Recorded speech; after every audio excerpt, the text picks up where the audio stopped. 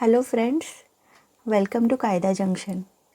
आज हम स्टार्ट कर रहे हैं बहुत ही important subject which is administrative law.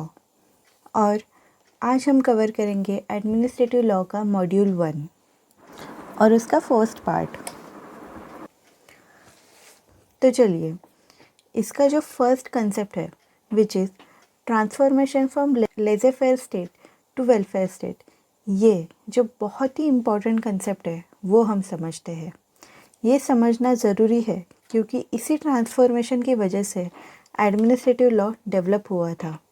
Okay, तो लेट्स स्टार्ट। पहले समझते हैं कि लेज़र फेयर स्टेट होता क्या है।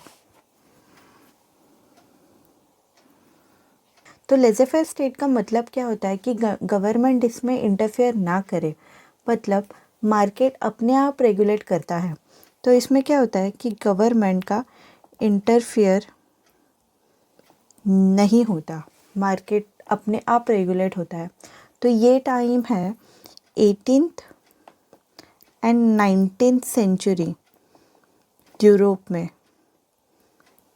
मोस्टली ये देखा जाता है, मतलब ये जो लेज़र फेयर थ्योरी है ये मोस्टली पॉपुलर थी इंग्लैंड में। यहाँ पे जो है वो गवर्नमेंट का रोल बहुत ही मिनिमल था। सिर्फ वो लॉ एंड ऑर्डर मेंटेन करना और एक्सटर्नल डिफेंस करना, इतना ही काम गवर्नमेंट का था। बाकी सब इकोनॉमी, ट्रेड और कॉन्ट्रैक्ट्स, ये सब प्राइवेट इंडिविजुअल्स और फ्री मार्केट के हाथ में छोड़ दिया गया था।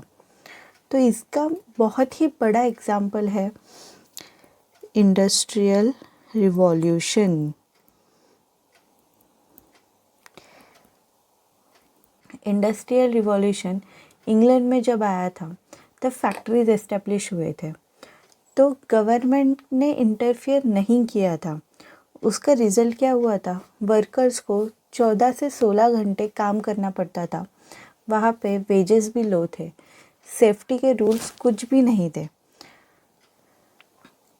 तो ये सब के वजह से वर्कर्स लोगों के बहुत ही एक्सप्लॉयटेशन हो रहा था।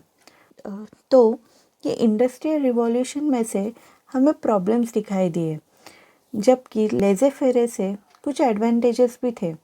तो इसके एडवांटेजेस क्या थे? पहले इकोनॉमिक ग्रोथ था,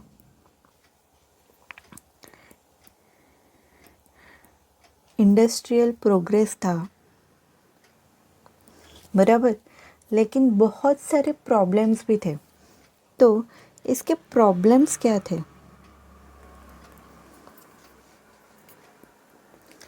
इसका मेन प्रॉब्लम था एक्सप्लॉयटेशन ऑफ वर्कर्स।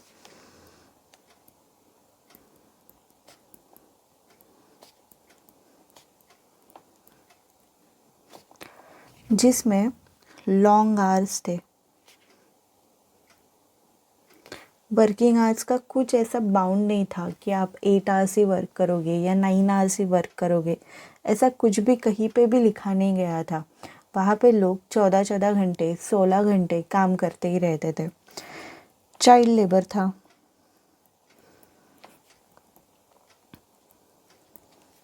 वहाँ पे कुछ ऐसे मेंशन नहीं किया गया था कि वर्क कंडीशन कैसे होनी चाहिए, हाइजीन होनी चाहिए कि नहीं, ऐसा कहीं पे भी मेंशन नहीं किया गया था।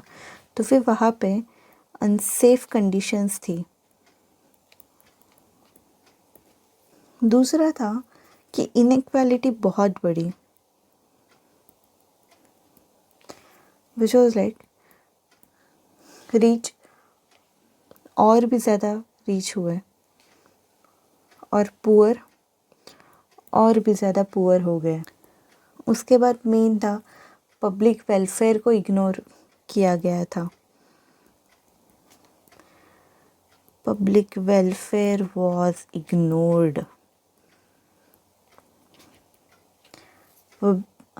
पब्लिक वेलफेयर में क्या आता है? Health, education. ये जो यहाँ पे जो चाइल्ड लेबर है, अगर बच्चे वहाँ पे काम करने गए तो फिर एजुकेशन कौन लेगा? तो ये सब इग्नोर हुआ था। हाउसिंग, ये सब निगलेक्ट हुआ था।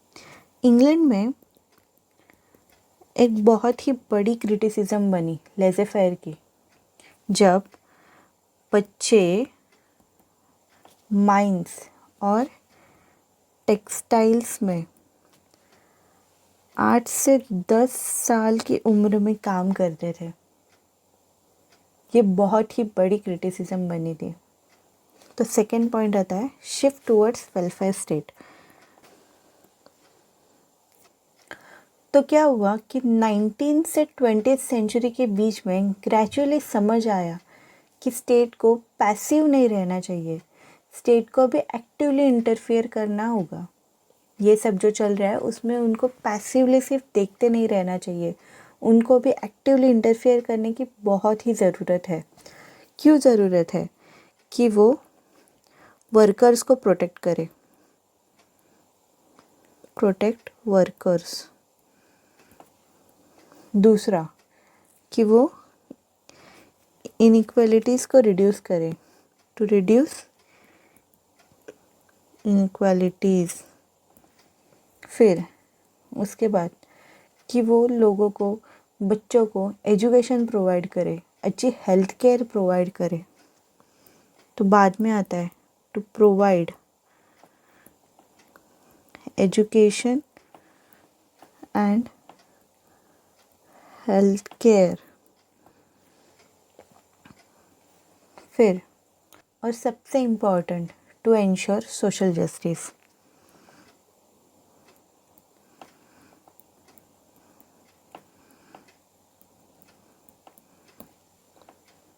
ओके, इससे डेवलप हुआ the concept of welfare state. ये सबसे डेवलप हुआ the concept of welfare state. Okay, तो अभी वेलफेयर स्टेट क्या है, which is very important.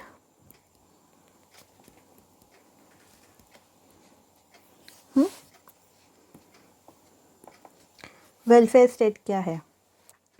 Welfare state एक ऐसी स्टेट है जो एक्टिवली काम करे। क्यों काम करे? टू प्रोमोट, क्या प्रोमोट करे? Welfare of the people,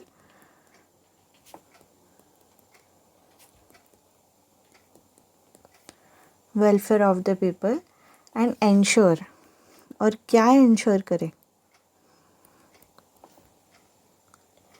justice, equality and dignity of individuals.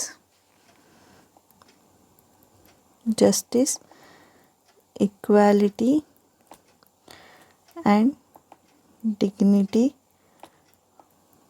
Of the individuals. ये काम है वेलफेयर स्टेट का। Okay, so what are the features?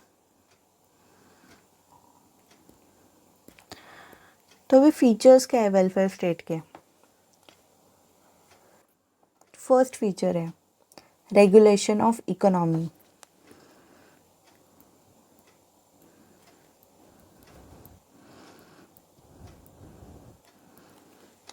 Regulation of economy. तो यहाँ पे स्टेट क्या करेगी? फ्री मार्केट के साथ साथ गवर्नमेंट रेगुलेशंस जैसे labour laws, price controls, licensing, ये सब भी देखेगी। एग्जाम्पल क्या है? India's essential commodities act. Okay, ये समझ में आया? सेकेंड फीचर क्या है? Social security.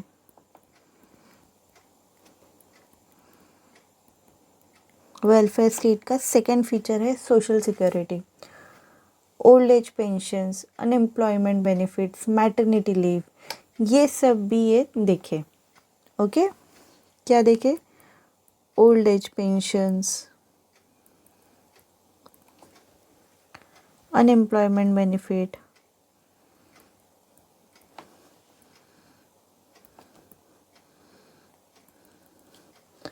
Maternity leave,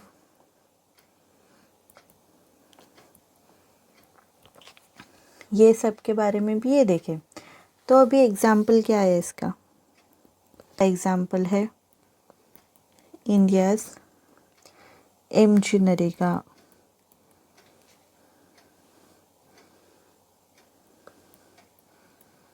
MG NREGA, job security in rural areas, job securities in rural areas. Okay.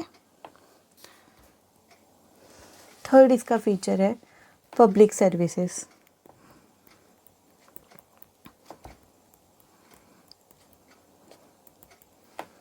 इसमें क्या आता है? Education, health, housing.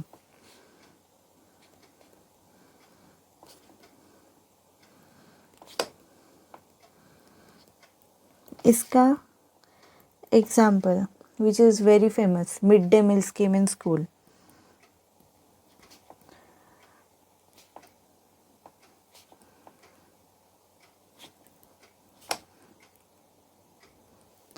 उसके बाद इंडिया में इसका ट्रांसफॉर्मेशन कैसे हुआ, ये भी तो एक बहुत ही इम्पोर्टेंट टॉपिक है, ट्रांसफॉर्मेशन इन इंडिया।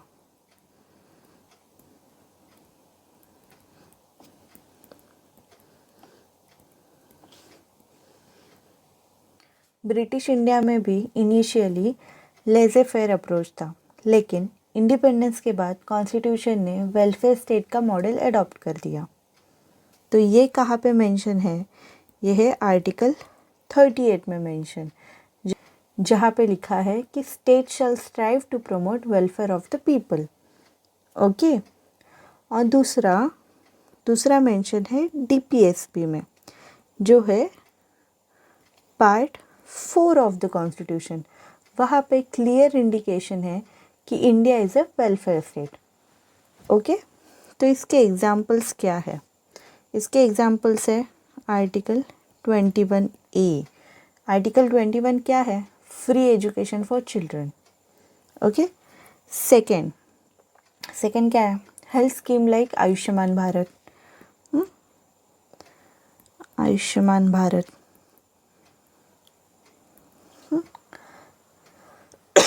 दूसरा है subsidies for poor people under PDS, public distribution system. ये भी एक एग्जाम्पल हो सकता है। अब ये बहुत बड़ा क्वेश्चन है कि ये transformation, how it led to the growth of administrative law, right? Why this transformation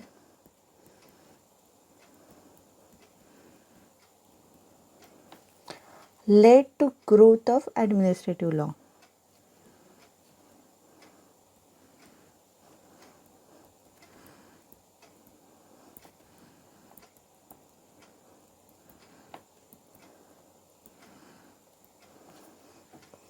बराबर। अब एक नेचुरल सवाल है, लेज़े फेयर से वेलफेयर स्टेट आने से एडमिनिस्ट्रेटिव लॉ क्यों ग्रो हुआ? बराबर है ना? वेलफेयर फंक्शन परफॉर्म करने के लिए गवर्नमेंट को नए पावर मिले, इससे नए अथॉरिटीज़ क्रिएट हुए, जैसे कि pollution control boards, labour tribunals, consumer commission etcetera.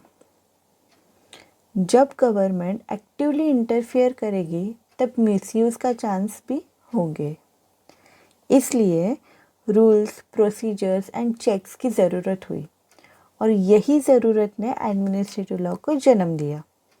समझ में आया? तो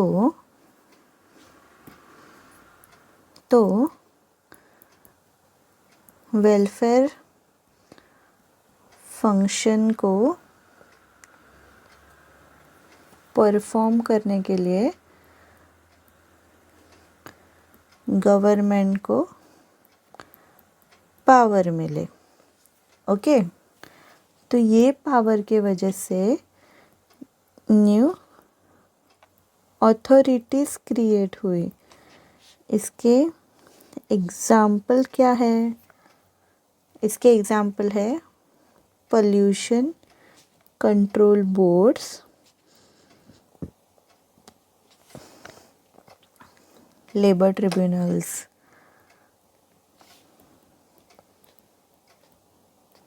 एक्सेट्रा।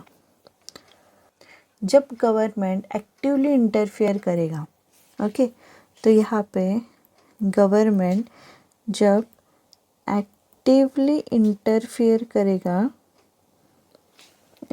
करेगा तब मिसयूज़ के चांसेस होंगे। इंटरफेयर करेगा तब मिसयूज़ तो होगा। तो इसे चेक करने के लिए, to check this, administrative law बनाया गया।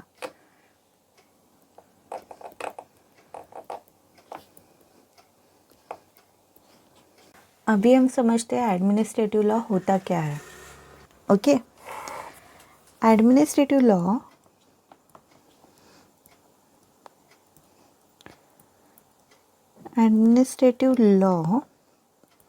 मतलब वो लॉ जो गवर्नमेंट अथॉरिटीज़ के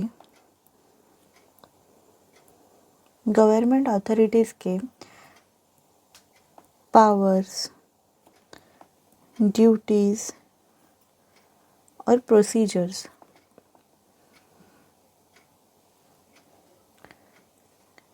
को रेगुलेट करता है और इंश्योर करता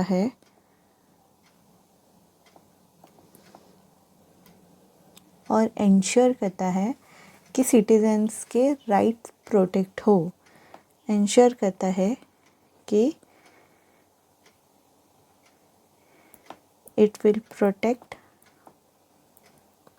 राइट्स ऑफ सिटीजन्स।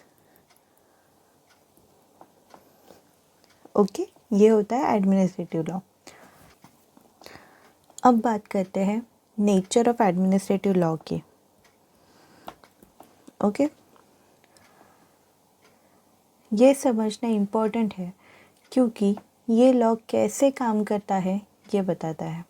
ओके, तो फर्स्ट है, it is the part of public law.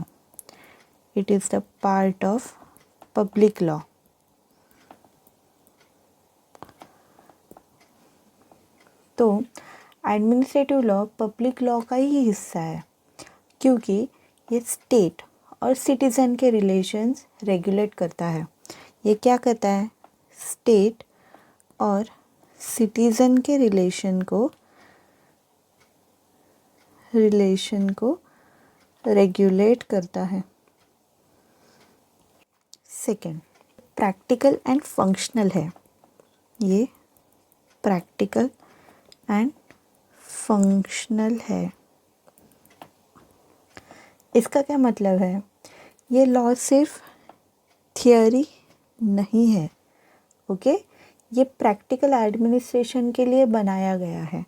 ये किस लिए बनाया है? प्रैक्टिकल एडमिनिस्ट्रेशन के लिए, ओके? ये लॉ सिर्फ थियोरी नहीं है, ये प्रैक्टिकल एडमिनिस्ट्रेशन के लिए बनाया है, okay? Third, which is most important, ये डायनामिक और इवॉल्विंग है। ये क्या है? डायनामिक एंड इवॉल्विंग है। मतलब सोसाइटी और एडमिनिस्ट्रेशन के चेंजेस के साथ एडमिनिस्ट्रेटिव लॉ भी इवॉल्व होता है। It evolves with society and administration.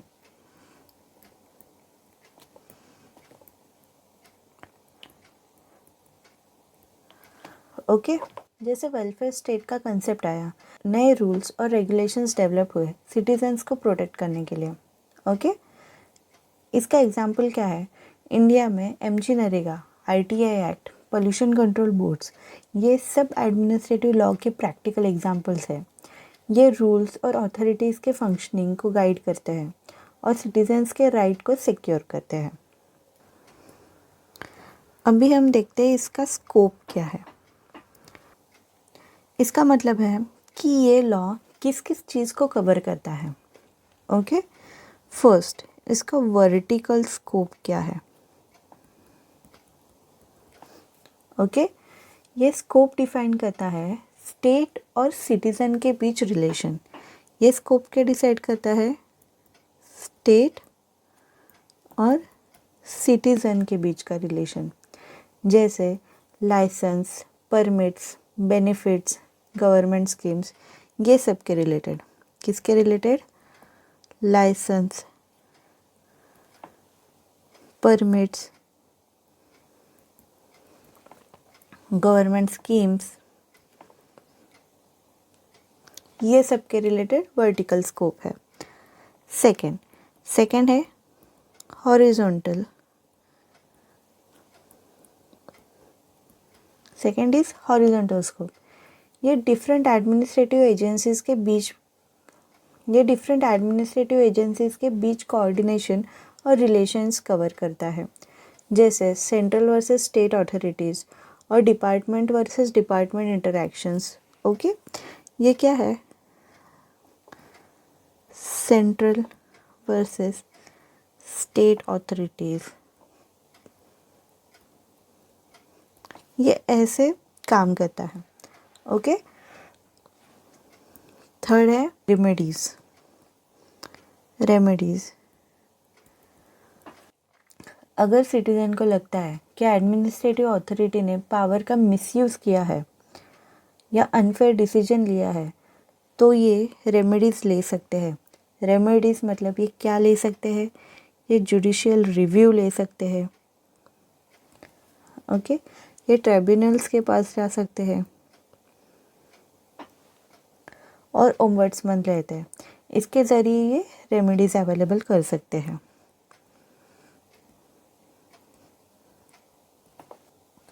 अब तक हमने देखा कि लेज़र फेयर से वेलफेयर स्टेट का ट्रांसफॉर्मेशन हुआ, एडमिनिस्ट्रेटिव लॉ क्यों ज़रूरी है। अब अगला सवाल आता है, एडमिनिस्ट्रेटिव लॉ आता कहाँ से है, मतलब इसका सोर्स क्या है। और ये सब हम डिस्कस करेंगे नेक्स्ट पार्ट में। Okay, so stay tune for next part. Thank you.